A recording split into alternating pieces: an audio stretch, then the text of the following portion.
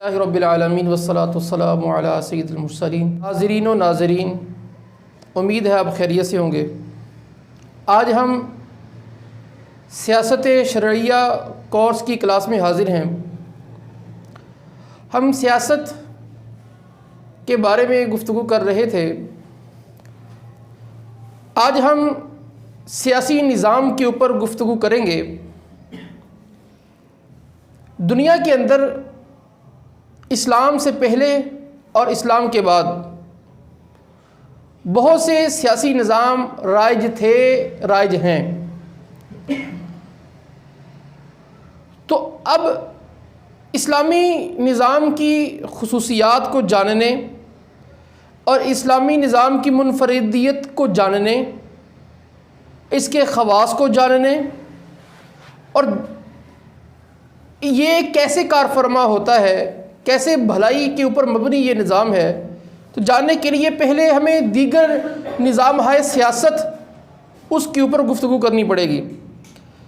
ہمیں دیکھنا پڑے گا کہ دنیا کے اندر کون سے سیاسی نظام ہیں اور وہ کیسے کام کرتے ہیں تاکہ تقابل ہو سکے، کیونکہ یہ قانون ہے، یاد رکھیے، چیزیں اپنی ضدوں سے پہچانی جاتی ہیں۔ سردی گرمی سے پہچانی جاتی ہے اور گرمی سردی سے پہچانی جاتی ہے۔ جیسے امارت غربت سے پہچانی جاتی ہے اور غربت امارت سے پہچانی جاتی ہے۔ تو اب کوئی امیر ہے، اس کو امیر ہونا، اس کا نعمت ہونا سمجھ میں تب آتا ہے کہ جب اس کے سامنے غربت ہو یا وہ غربت میں پہلے گزر چکا ہو، ورنہ اسے وہ یہی سمجھتا ہے کہ شاید دنیا ایسی ہی ہوتی ہے۔ تو غریب ہونے کو غریب ہونا تب پتہ چلتا ہے کہ جب اس کے سامنے کوئی امیر ہوتا ہے، ورنہ وہ سمجھتا ہے کہ شاید دنیا ایسے ہی ہوتی ہے۔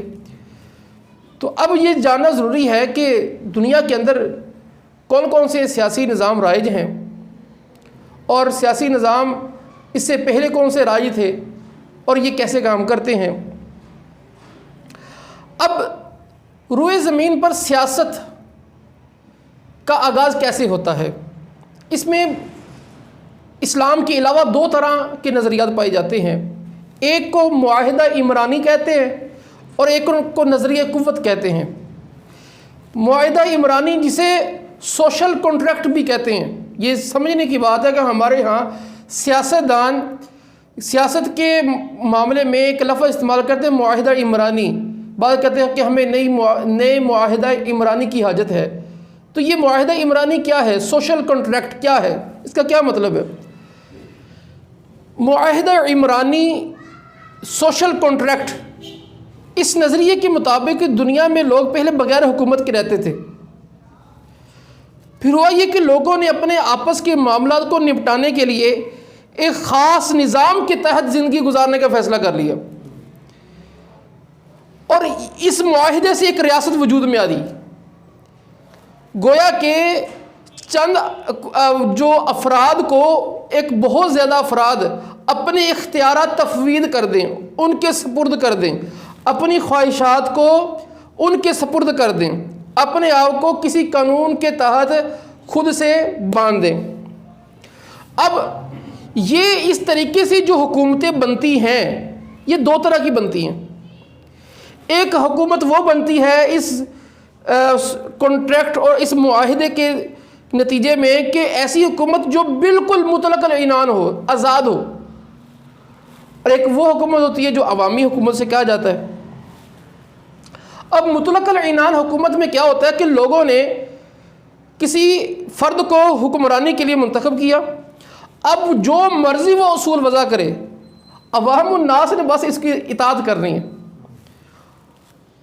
جبکہ عوامی حکومت کے اندر یہ ہوتا ہے کہ حکمران جو ہوتا ہے وہ مختار کل نہیں ہوتا، وہ حکمران عوام کی مرضی کا پابند ہوتا ہے، وہ ان پر اپنی مرضی نہیں چلا سکتا، بلکہ جو ان کی مرضی کے اصول طے پائیں گے وہ لاگو ہوں گے۔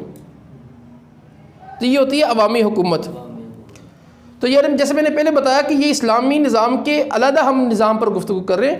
اسلامی نظام پر گفتگو کرتے ہیں، وہاں پر یہ سارے ہم موازنہ کریں گے کہ یہ کیسے اسلام کے خلاف ہے۔ اچھا، پھر اس کے بعد نظریہ قوت ہے۔ اس کے مطابق معاہدہ عمرانی کوئی چیز نہیں ہے، لیکن سوشل کنٹریکٹ کوئی چیز نہیں ہے۔ بلکہ حکومتوں کا آغاز جنگوں سے ہوتا ہے. جو جنگ کر کے جیت جاتا ہے وہ حاکم، دوسرا محکوم. ٹھیک ہے، تو جو بھی اپنی صلاحیت کے بل بوتے پر حاکم بن گیا وہ غالب آ گیا، وہ حاکم، دوسرا محکوم بن گیا. تو اب اسلام جو ہے اس معاہدہ عمرانی یا نظریہ قوت دونوں کو تسلیم نہیں کرتا. نہ تو اس کے درمیان معاہدہ عمرانی ہے اسلام میں، نہ ہی نظریہ قوت ہے. اب کیا ہے اس کو ہم انشاءاللہ اس پہ ڈسکس کریں گے. آج کے سیشن میں ہم صرف ایک چیدہ نظاموں پر گفتگو کریں گے، دنیا میں کس طریقے سے حکومت ہوتی ہے.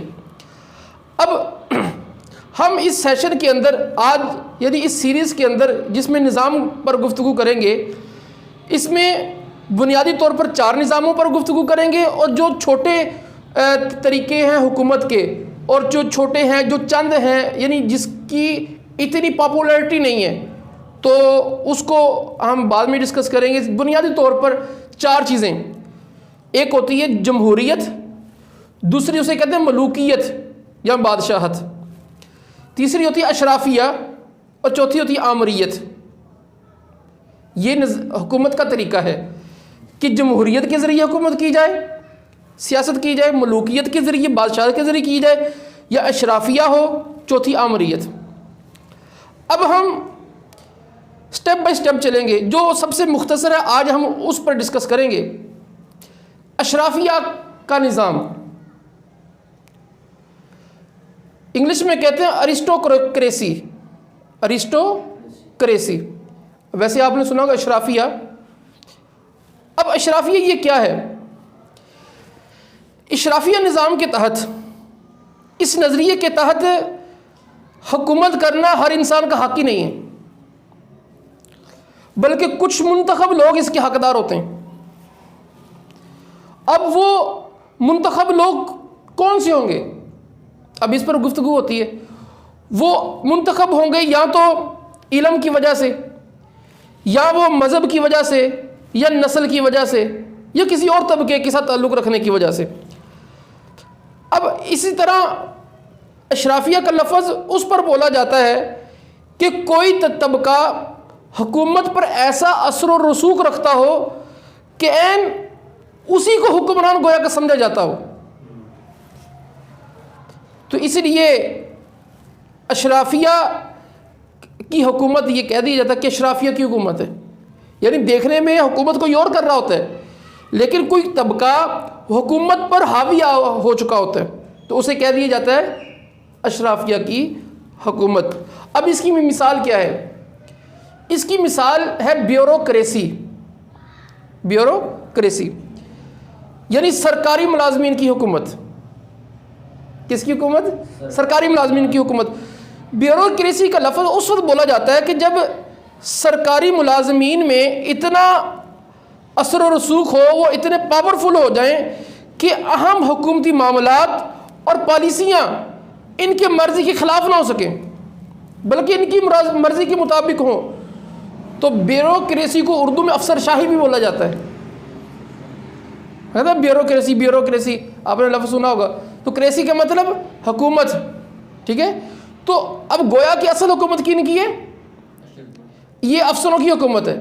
اب یہ حکومت پر ایسے حاوی ہو چکے ہوتے ہیں. اب حاوی ہونے کی وجوہات بہت زیادہ ہوتی ہیں. وہ پنجابی میں کہتے ہیں کسی کا کانا لینا، یہ بھی ہوتی ہے. اور بعض اپنے مفادات ان سے متعلق ہوتے ہیں. ٹھیک ہے، یہ بھی وجوہات ہوتی ہیں. یا مل بیٹھ کر انہوں نے کھانا ہوتا ہے ایک دوسرے کو. ٹھیک ہے، تو یہ بھی ہوتی ہے. تو کوئی ایک طبقہ حکومت پر کیا ہو جائے؟ حاوی ہو جائے. اب اشرافیہ کئی طرح کی ہوتی ہیں. اشرافیہ مذہبی اشرافیہ، اور اسی طرح جاگیردارانہ نظام، یہ بھی اشرافیہ ہوتا ہے.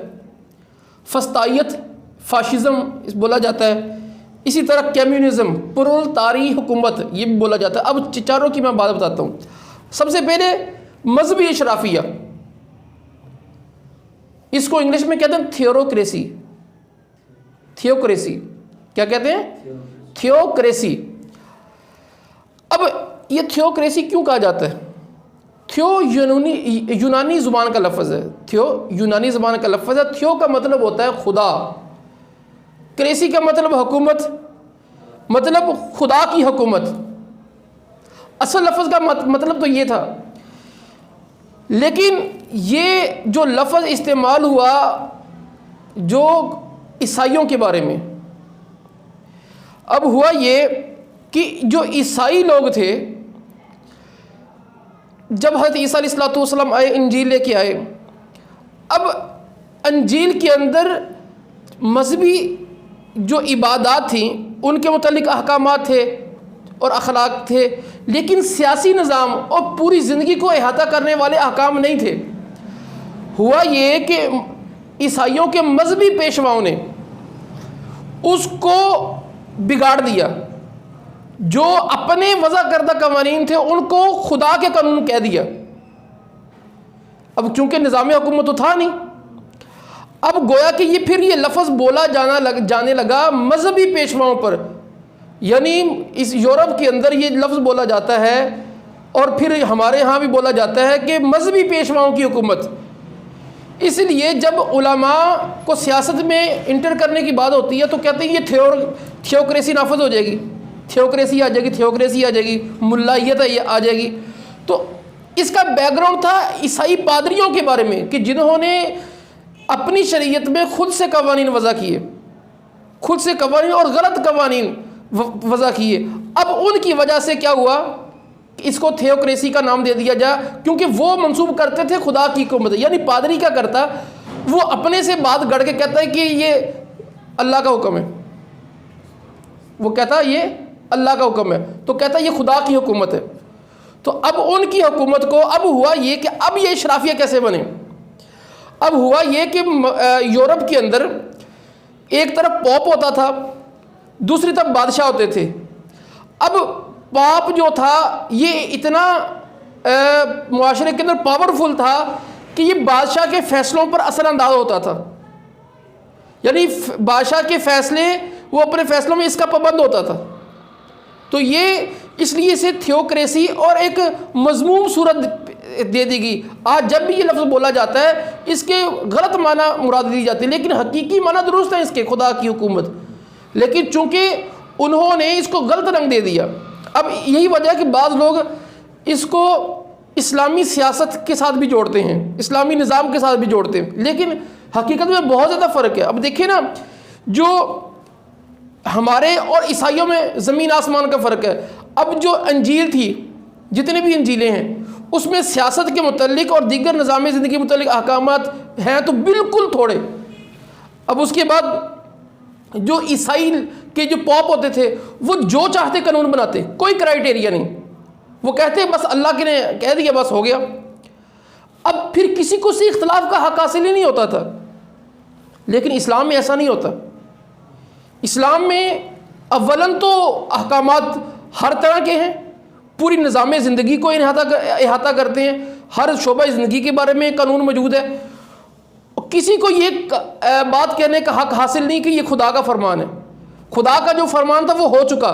آج کے بعد کوئی بھی یہ دعویٰ نہیں کر سکتا اسلام میں کہ یہ خدا کا فرمان جو تھا وہ ہو گیا۔ آقا علیہ السلام کے بعد کوئی خدا کا فرمان اس دنیا میں نہیں آئے گا، کسی پر وحی نہیں آتی۔ اور پھر اس کے بعد اگر بالفرض کوئی ایک آدھ بات کہ جو بظاہر قرآن و حدیث میں نہ ملے تو اس میں بھی مجتہدین ہوتے ہیں، اور وہاں پر اجتہاد ایک خاص مقام پر جا کے حاصل ہوتا ہے، ہر بندے کو اجتہاد کی وہ نہیں ہوتی۔ پھر اجتہاد کرنے کے بعد بھی وہ ایسا نہیں ہوتا کہ اس کو چیلنج نہیں کیا جا سکتا، بلکہ لیکن عیسائیوں میں تھا کہ پاپ نے جو کہہ دیا اس کو چیلنج نہیں کوئی کر سکتا، لیکن یہاں پر علماء اگر کسی بات کا دعویٰ کریں اسے چیلنج کیا جا سکتا ہے، جبکہ وہ قرآن و حدیث میں نہ ہو، جب تک اس کے اوپر ایک عام مسلمان متفق نہ ہو جائیں کہ اس وقت وہ قانون نہیں بنتا۔ تو جبکہ عیسائیوں میں ایسا نہیں تھا۔ تو اب یہ اس طریقے سے یہ اشرافیہ کہلائے، یعنی مذہبی اشرافیہ، تو اسے کہا جاتا ہے مذہبی اشرافیہ۔ پھر اس کے بعد جو اشرافیہ کی دوسری قسم ہے اسے کہتے ہیں جاگیردارانہ نظام، یہ بھی اشرافیہ ہوتا ہے۔ اب یہ جاگیردارانہ نظام اصل میں یہ یورپ سے آیا ہے۔ اب اس نظریے کے مطابق حاکم اور محکوم کا جو رشتہ ہے یہ زمین کا رشتہ ہے، کہ جو زمین کا مالک ہے وہ حاکم ہے، اور جو اس زمین سے نفع حاصل کر رہا ہے وہ محکوم ہے۔ اس نظام میں یہ ہوتا تھا کہ بادشاہ جو ہوتا تھا وہ اپنی مملکت کی زمین کے بڑے بڑے حصے مختلف لوگوں کی ملکیت میں دے دیتا تھا، اور جن کو دیتا تھا وہ جاگیردار کہلاتے تھے، اور پھر وہ جاگیردار آگے وہ ان کو تقسیم کر کے افراد کو دے دیتے تھے، پھر وہ آگے بانٹ دیتے تھے، پھر وہ آگے بانٹ دیتے تھے۔ اب ہوتا یہ تھا کہ جو نیچے والا ہے اپنے اوپر والے کا محکوم، اور وہ اپنے اوپر والے کا محکوم، اور وہ اپنے اوپر والے کا محکوم، تو اس طریقے سے یہ طے در طے یہ سیڑھی چلتی تھی اوپر بادشاہ تک، کہ وہ نیچے والا صرف اپنے اوپر والے کو جواب دہ ہوتا تھا، اس کو کسی اور سے کوئی سروکار نہیں، اس کو مطمئن کر دی، بس بات ختم۔ اب یہ ایسے گویا کہ یہ ایک غلامی کی بدترین صورت تھی۔ اب اس کے اندر کیا ہوتا تھا کہ وہ جو نیچے والا ہے وہ صرف اس کو جواب دہ ہے بادشاہ کو۔ اب اس کی خرابی پھر کیسے آئی، اور آج ہمارے معاشرے کے اندر بھی کیسے یہ خرابی آتی ہے؟ ہوتا یہ ہے کہ جو نیچے والا ہوتا ہے وہ اوپر والے کو ٹیکس دیتا ہے، اس کا نفع دیتا ہے۔ اب جب یہ اس سے ٹیکس دیتا ہے تو وہ گویا کہ اس کے نیچے لگ جاتا ہے۔ اب بادشاہ ہوتا ہے یہ بالترتیب ایسے جو معاشرے کے اندر جاگیردار لوگ ہوتے ہیں جن کو زمینیں اس نے خود ہی دی ہوتی ہیں، اب وہ یہ ان کے نیچے لگ جاتا ہے، اور انہوں نے اپنے نیچے لوگوں کو لگایا ہوتا ہے۔ اب کوئی بھی بندہ اپنی آواز اٹھا ہی نہیں سکتا، کوئی بھی بندہ اس جاگیردار کے خلاف جا ہی نہیں سکتا، کیونکہ وہ اس کے ساتھ جڑا ہوا ہے، وہ اس کے ساتھ جڑا ہوا ہے، وہ اس کا ماتحت ہے اور وہ اس کا ماتحت ہے، وہ اس کا ماتحت ہے۔ اب اس طریقے سے یہ انگریز نے بھی برِ صغیر میں حکومت کی کہ برِ صغیر کے اندر انگریز آیا، اس نے بڑے بڑے لوگوں کو کیا دیا، جاگیردار بنا دیا، اور جاگیرداروں نے نیچے لوگوں کو رکھا، اور وہ اس کو اب یہ اتنے پھر پاورفل ہو جاتے ہیں کہ بادشاہ کو ہر فیصلے پر مجبور کر دیتے ہیں۔ ہمارے یہاں بھی یہی ہوتا ہے، ہمارے یہاں بھی یہی ہوتا ہے کہ جو جاگیردار ہوتے ہیں یہ حکومتی فیصلوں پر نظر انداز ہوتے ہیں، کیونکہ حکومت ان سے پیسہ لے رہی ہوتی ہے، ان کو کوئی نہیں ہوتا نیچے مارے یا جو کچھ مرضی کریں، وہ اس کے جواب دہ ہوتے ہی نہیں، کیونکہ وہ نیچے والوں کے حاکم بنے ہوتے ہیں، یہ صرف اپنے اوپر والے کو جواب دے، اس کو کسی سے کوئی سروکار نہیں۔ تو یہ جاگیردارانہ نظام ہے۔ تو اب اس کے اندر پھر ظلم بھی ہوتا ہے، سب کچھ ہوتا ہے۔ تو یہ جاگیردارانہ نظام بھی اسلام کے منافی نظام ہے، مخالف نظام ہے۔ اس کے بعد ایک تیسری اشرافیہ جسے فاشزم کہا جاتا ہے، یہ بھی اشرافیہ کی قسم ہے، فاشزم۔ اسی طرح فاشسٹ، یہ آپ نے ٹی وی پر یا کئی جگہوں پر حکمرانوں میں سنا ہوگا، کہا جاتا ہے کہ یہ فاشسٹ نظریات رکھتا ہے۔ فاشزم یہ کیا ہے؟ فاشزم کا معنی ہے کلہاڑے کا نظام، یا کلہاڑا شاہی کہہ لیں آپ۔ اس نظام کا جو بانی تھا یہ ڈکٹیٹر مسولینی تھا۔ جو کلہاڑا تھا اس کی حکومت کا یہ نشان تھا۔ اس نظام کو پھر اس وجہ سے فاشزم کہا جاتا ہے، یعنی کلہاڑے کا نظام۔ اب اس کے نظریے کے مطابق، فاشزم نظریے کے مطابق فرد کوئی حیثیت نہیں رکھتا، افراد کی حیثیت ہی کوئی نہیں، اصل حیثیت ہے ہی قوم کی، اور جو یہ قوم کی نمائندہ جو ہوتی ہے وہ حکومت ہوتی ہے۔ افراد کے لیے یہ ضروری ہوتا ہے وہ حکومت کے پابند ہو، حکومت کے لیے ضروری نہیں کہ وہ عوام کی پابند ہو۔ یعنی اس نظریے میں عوام کو بالکل ختم کر دیا گیا، ان کی حیثیت کو۔ اگر کوئی حیثیت ہے تو وہ صرف حکومت کی ہے، وہ سارے حکومت ہی اس قوم کی صحیح اور غلط کا تعین کرے گی۔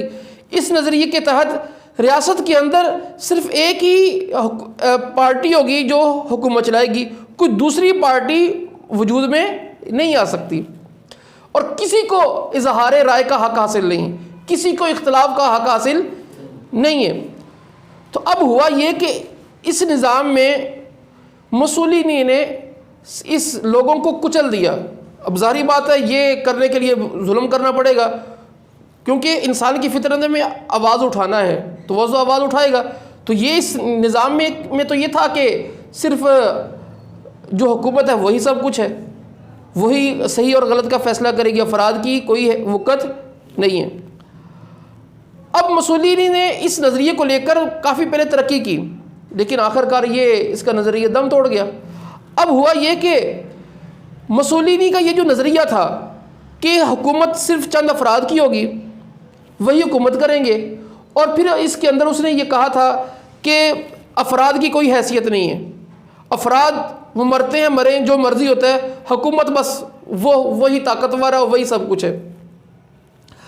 اب جرمنی کے اندر ایک بندہ تھا ہٹلر نے اسی نظریے کو اڈاپٹ کیا اور اس کے اندر قوم پرستی کا تڑکا لگایا اس نے، اس نظریے میں قوم پرستی کا تڑکا لگا دیا اس نے کہا کہ وہ تڑکا اس کا یہ تھا کہ دنیا میں حکمرانی کا جو حق حاصل ہے صرف آریائی قوم کو ہے، ارائی نہیں، آریائی قوم کو حق حاصل ہے کہ وہی کیا کرے، حکومت کرے۔ جو سامی نسل ہے، سام حضرت نوح علیہ السلام کے بیٹے، جو سامی نسل کے لوگ ہیں نا، یہ حکمرانی کا حق حاصل نہیں ان کو دنیا میں۔ یعنی اس نے کہا کہ عرب ہے، مشرق وسطیٰ ہے، یہ سارے انگریز جتنے بھی ہیں یہ سارے کیا ہیں، سامی ہیں، ان کسی کو بھی حکومت کا حق حاصل نہیں۔ دنیا کی جو سب سے اعلیٰ قوم ہے وہ آریائی قوم ہے، جو جرمنی کے لوگ تھے، تو لہذا دنیا میں کسی کو بھی یہ حق حاصل نہیں ہے کہ وہ حکومت کرے۔ لہذا اس نے کہا کہ میں پوری دنیا پر حکومت کروں گا، پوری دنیا کو ختم کرنے کا، جتنی بھی تھی انگریز قوم تھی، اور اسی کو لے کر یہودیوں پر مظالم کی بات یہ کی جاتی ہے کہ اس نے یہودیوں پر ظلم اٹھائے، جو بھی ایک اس کے اندر پروپیگنڈا بھی بہت زیادہ ہے ہولوکاسٹ کے نام پر، وہ انشاءاللہ ہم پھر کبھی گفتگو کریں گے۔ تو اب یہ بھی نظریہ بہت چڑھا اور اس نے ایسی ترقی کی کہ جرمنی نے ویسی ترقی پہلے کبھی بھی نہیں کی تھی، لیکن جیسے ہی اس کی حکومت ختم ہوئی تو یہ نظریہ بالکل ٹھپ ہو گیا، ختم ہو گیا، اس کا وجود ہی نہیں رہا۔ اب اس کے بعد جو ہم گفتگو کریں گے وہ ہے کمیونزم۔ یہ کمیونسٹ نظام کا دوسرا نام آپ کہہ لیں۔ یہ سیاسی نظام ایک بندہ تھا کارل مارکس، اس کے نظریات پر مبنی یہ کمیونزم کا نظام ہے۔ اس کا نظریہ یہ ہے کہ تخلیقی آدم سے لے کر دنیا اب تک دو طبقوں میں چلی آ رہی ہے۔ ایک طبقہ سرمایہ داروں کا ہے، اور یہ سمجھنے کی بات آج بھی کچھ لوگ اس کے بڑے حامی ہیں۔ ایک طبقہ سرمایہ داروں کا ہے، حکمرانوں کا ہے، اور دوسرا محنت کشوں اور مزدوروں کا ہے۔ اب کارل مارکس یہ کہتا ہے کہ ان دونوں میں سدا یہ کشمکش چلتی آ رہی ہے۔ جو سرمایہ داروں اور حاکموں کا طبقہ ہے، اس نے مزدور طبقے کا استحصال کیا، اس پر ظلم کیا۔ وہ یہ کہتا ہے کہ دیکھیں، اور پھر یہ اس کا نظریہ پروان چڑھا جب یورپ کے اندر صنعتی انقلاب آیا، یعنی جب کارخانے بڑھے اور مشینیں آئیں، اس وقت یہ اس کا نظریہ جب مزدوروں سے بہت زیادہ کام لیا جانے لگا اور پھر اس کے ساتھ ہی مزدوروں کا استحصال ہونے لگا، تو اب اس وقت اس کا نظریہ پروان چڑھا کہ اس نے کہا دیکھیں کہ کارخانے میں جو بھی چیز تیار ہوتی ہے اس میں دو بنیادی کردار ہوتے ہیں، ایک خام مال ہوتا ہے اور ایک دوسرا مزدور کی محنت۔ کہتا خام مال ہونا تو یہ تو خدا کی دین ہے، اس میں کیا ہے، یہ تو خدا نے دے دیا، اصل کام تو مزدور کرتا ہے، اگر مزدور اس کو اصل رنگ میں نہ لے کے تو وہ خام مال کسی کام کا۔ اب اس نظریے کو اس نے پروان چڑھایا۔ اب ہوا یہ، اس نے کہا کہ جو بھی خام مال میں کو محنت کے بعد جو نتیجہ نکلے، جو فائدہ پہنچے، اس کا اصل حقدار مزدور ہے، سرمایہ دار نہیں ہے، کہ کام سارا مزدور کرتا ہے اور دولت سرمایہ دار کی جیب میں چلی جاتی ہے۔ کہا یہ نہیں چلے گا۔ اب اس نے کہا کہ ہم اس کے خلاف آواز اٹھاتے ہیں، تو دنیا کے مزدوروں نے اس کا ساتھ دیا، اور اس نے اس نظریے کے تحت کہ کوئی بھی کسی چیز کا ذاتی طور پر مالک نہیں ہوگا، کوئی بھی بندہ ذاتی طور پر کسی کا مالک نہیں ہوگا، یہ انفرادی ملکیت ہے ہی نہیں، ساری ملکیت ریاست کی ہے۔ یعنی کوئی بندہ کسی فیکٹری کا مالک نہیں ہے، کوئی بندہ کسی کاروبار کا مالک نہیں ہے، سارے برابر ہیں، کوئی مالک نہیں ہے، ٹھیک ہے، مالک صرف ریاست ہے۔ اب ریاست جس کو اس کی مزدوری کے اعتبار سے جتنا دینا چاہے دے گی۔ اب ہوا یہ کہ اس نے جتنے بھی تھے سرمایہ دار اور ریاست کے اندر ان سب کو اپنی لپیٹ میں لیا اور ان کو ختم کر دیا. گویا کہ سارا جتنی بھی دولت ہے وہ ریاست کی دولت ہے, یعنی فرد کی دولت ہی کوئی نہیں. اب اس کی جو اپنی زندگی تھی, کارل مارکس جس نے یہ نظریہ دیا تھا, اس کی اپنی زندگی کے اندر تو یہ کوئی نظریہ کوئی پروان نہیں چڑھا, یعنی کوئی بہت آگے تک نہیں گیا. اس کے بعد ایک بندہ تھا لینن, اس نے جو روس کا زار تھا اس کا تختہ الٹا. پھر لینن نے کارل مارکس کے نظریات کے مطابق کمیونسٹ حکومت قائم کی. اس نے لوگوں کی زمینیں, کارخانے سارے حکومتی قبضے میں لے لیے اور لوگوں پر اس معاملے میں بہت ظلم ڈھائے. اب اس کے ساتھ پھر جب لینن کے بعد جو ایک تھا ان کا حکمران سٹالن اس نظام کو لے کے آگے بڑھا. اب اس نظام میں آہستہ آہستہ ترقی کرنا شروع کی, لیکن بالآخر یہ نظام بھی ملیا میٹ ہو گیا. آج دنیا میں کمیونزم اپنے عملی طور پر کسی جگہ قائم نہیں ہے. وہ نام تو لیتے ہیں, ہم اگلی ویڈیوز کے اندر چائنا کے نظام پر اور روس کے نظام پر جو اپنے آپ کو بعض کمیونسٹ بھی کہتے ہیں, کمیونزم کا نام دیتے ہیں, لیکن حقیقت میں وہ نہیں ہے. تو اس پر ہم گفتگو کریں گے. تو یہ بنیادی ڈھانچے جاننا یہ بنیادی طور پر ضروری تھا. اللہ تبارک و تعالی ہمیں ان فتنوں سے بچنے کی توفیق عطا فرمائے. اور اس پر انشاءاللہ آج تو ہم نے اس کو ایک بنیادی خاکہ پیش کیا ہے, تو اس کے تفصیلی جو مندرجات ہیں, تفصیلی باتیں ہیں, وہ ہم انشاءاللہ اگلی ویڈیوز کے اندر اس کو ڈسکس کریں گے. آمین بجاہ النبی الامین صلی اللہ تعالی علیہ وآلہ وسلم.